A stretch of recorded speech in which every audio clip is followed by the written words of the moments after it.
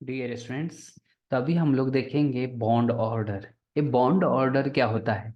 Bond order means number of bond. जितने bond होता है उतना ही बॉन्ड ऑर्डर होता है। जैसे आपने देखा H2 के अंदर हम लोग ऐसा लिखते हैं HH, तो इसमें सिंगल बॉन्ड है तो इसका बॉन्ड ऑर्डर 1। O2 के अंदर हम लोग लेविस स्ट्रक्चर ऐसे बनाते हैं तो इसका इसमें कितने बॉन्ड है 2, तो इसका बॉन्ड ऑर्डर 2। N2 में कैसे है? ट्रिपल बॉन्ड है तो इसका बॉन्ड ऑर्डर 3। ये तो ऐसा हो गया, लेकिन हम इस बॉन्ड ऑर्डर को निकालने के लिए हम लोग MOT यूज करते हैं, मॉलिक्यूलर ऑर्बिटल थियरी। लेकिन जितने कोवलेंट बॉन्ड हम बना सकते हैं तो डायरेक्ट हम लोग कोवलेंट बॉन्ड बना के बता देते हैं।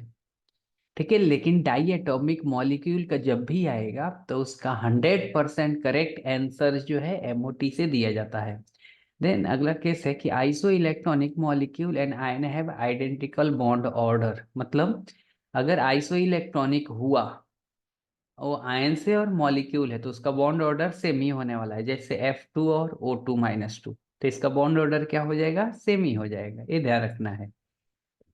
बॉन्ड ऑर्डर जो होता है वो directly proportional to bond enthalpy होता है। मतलब जितने स्ट्रॉन्ग बॉन्ड ऑर्डर होगा उतना ही ज्यादा उसको तोड़ने के लिए अगर एनर्जी लगेगा। जैसे N2, O2 और H2, तो जो हम लोग बॉन्ड इंथैल्पी देखेंगे तो N2 का सबसे ज्यादा होगा, O2 का होगा, देन H2 का होगा। क्यों? क्योंकि N2 के केस में बॉन्ड स्ट्रेंथ जो है या बॉन्ड ऑर्डर जो है वो 3 है, इसका बॉन्ड ऑर्डर 2 है, इसका बॉन्ड ऑर्डर 1 है, तो डायरेक्टली प्रोपोर्शनल होता है। Again bond order is inversely proportional to bond length. जितने ज्यादा बॉन्ड ऑर्डर होगा बॉन्ड लेंथ उतना ही कम हो जाएगा। ओके ओके, अभी हम लोग कुछ क्वेश्चन डिस्कस करेंगे। Arrange the following in order of decreasing bond angle. Bond angle किसका सबसे ज्यादा होगा डिक्रीजिंग ऑर्डर में बताना है। तो हम लोग इसको कैसे बताते हैं? हाइब्रिडाइजेशन से चेक कर सकते हैं।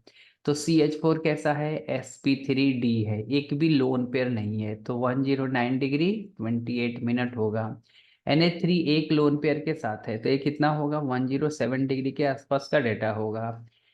क्योंकि NH3 का हाइब्रिडाइजेशन है sp3, H2 का भी हाइब्रिडाइजेशन है sp3, लेकिन इसमें दो लोन पेयर है। यहाँ पे 1 लोन पेयर है, यहाँ पे 2 लोन पेयर है, तो इसका बॉन्ड एंगल 10104 डिग्री के आसपास का आता है। PF3 जो है एक भी लोन पेयर नहीं है, रेगुलर है, और इसका हाइब्रिडाइजेशन sp2 है, तो इस केस में बॉन्ड एंगल कितना होगा? 120 डिग्री हो जाएगा। C2H2 ये क्या होता है? लीनियर होता है इस केस में, तो इसका बॉन्ड एंगल कितना हो जाएगा? यहाँ पे CH2 बॉन्ड एंगल कितना होगा? 180 डिग्री, तो ये ऑर्डर हो जाएगा। यानी C2H2 का सबसे ज्यादा, then BF3, then CH4, then NH3, then H2। Okay,